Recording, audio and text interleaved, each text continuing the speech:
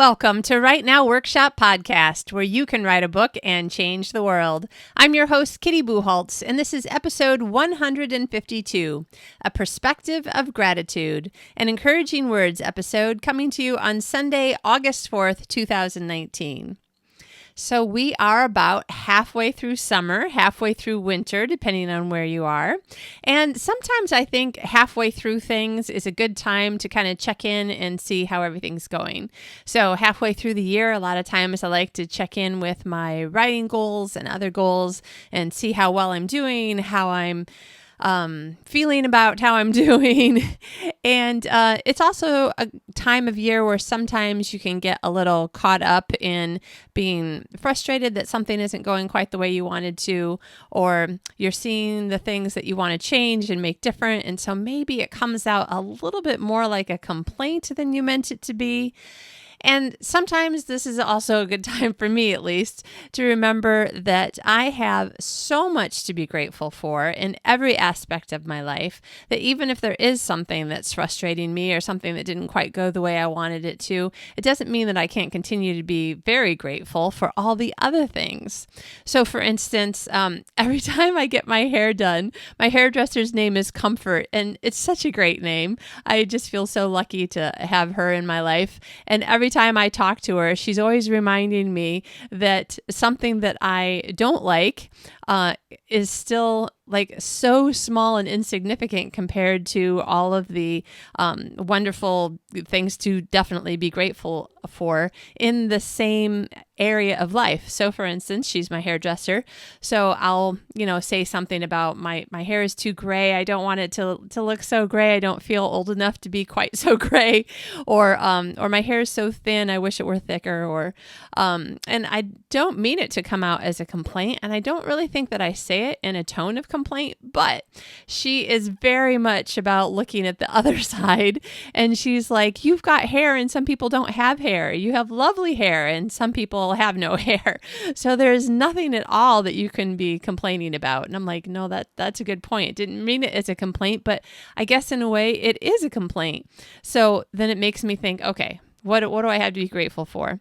I do like my hair. I like that it's so curly, and I like that it continues to be curly, and I still have hair. So yes, even if it's gray, I'm still really grateful that I have hair and I like my hair. So that's something.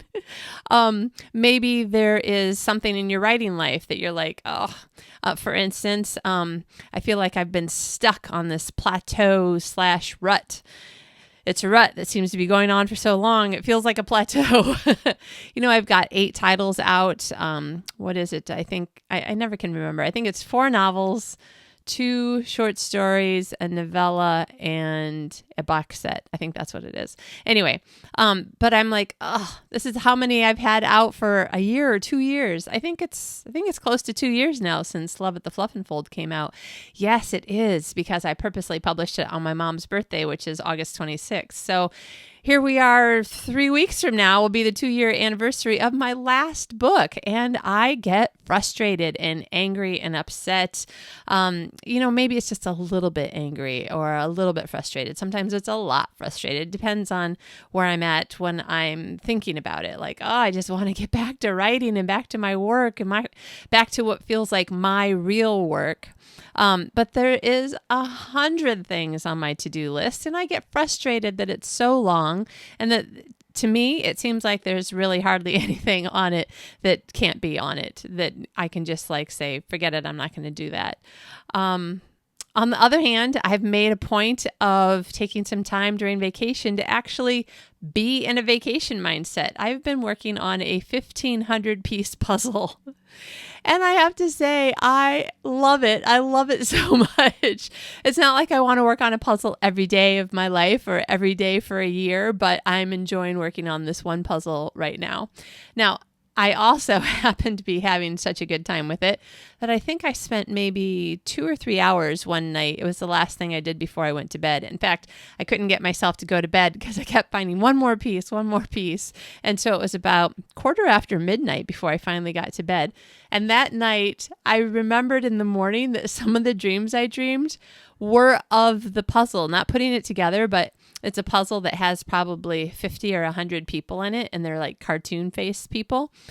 And all these people were in my dream, and I was in the puzzle, and the puzzle was some sort of story, and it was like vivid, bright colors, just like the puzzle is. And anyway, so there was a point where I just woke up and I'm like, okay, you know what? It's a silly thing to be grateful for, but I'm grateful that I was having such a good time, that I had a silly dream about it, and it was just good.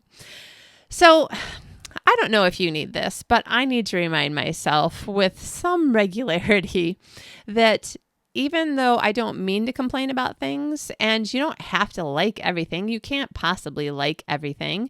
So somewhere in there is this middle ground where it's like, these are the things that I'm happy with, these are the things I'm less happy with or really unhappy with. But if we can, for me, I'll say because maybe this is something that you need and maybe it's not.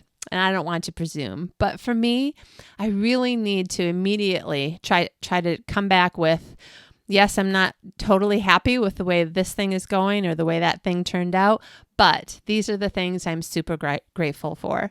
I love where I live. I love my apartment. Yes, I wish I had a house and a yard and a car and a dog, but I love my apartment, and I love that I'm 1 block from the train station. And I kind of like that I walk a lot of places because we don't have a car, so we walk. We take the train, we take the bus, and we walk. And there's lots to be said about that too. I love the area that I get to run in the morning. I had an exhausting but great run this morning, and it was just so much green and grass and trees, and I just am really grateful that they have all these bike trails and walking trails and stuff here, and that they're really well kept up, and I'm safe on them, and they're smooth, so I don't have to worry about like getting really tired and tripping over something. There's so many places that we can look at to be grateful. And I hope that this is encouraging you to remember that even if your summer is not as hot as you wanted it to be, I know that there are people who wish that the summer here were warmer in Sweden. I'm personally very, very happy with the temperature.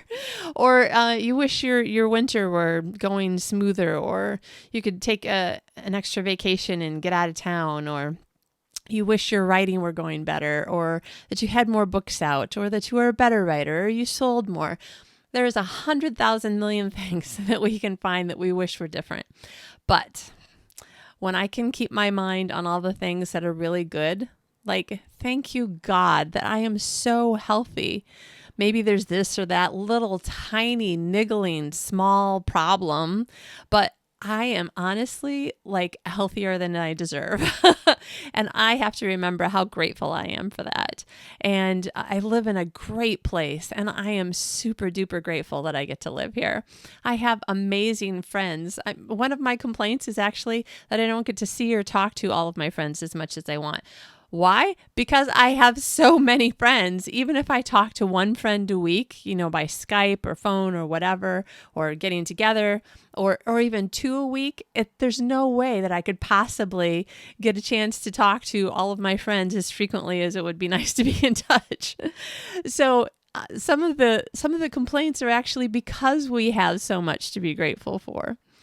I hope that this is encouraging, that it gives you a new way to wake up on a Sunday morning with, these are all the things I'm super duper grateful for. And I hope that it lasts through your week and my week and month, that we can remember that even though there are things that we want to do, things that we want to change, things that we want to do differently, there's also like so very many things to just be like, thank you, God. This is amazing. I am so blessed, and I don't deserve it, and I'm super duper happy about it. So have an excellent day. Have an excellent weekend if this is your weekend. Have a great summer or winter as the last month or two of that comes up for all of us, depending on when you're listening to this. And wherever you are, whenever this is, I'm grateful for you. I'm glad that you and I get to connect by the podcast, and I hope that you are finding things about the podcast to be grateful for, that you're getting interesting and helpful and encouraging and entertaining information out of it, and that it helps you with your week.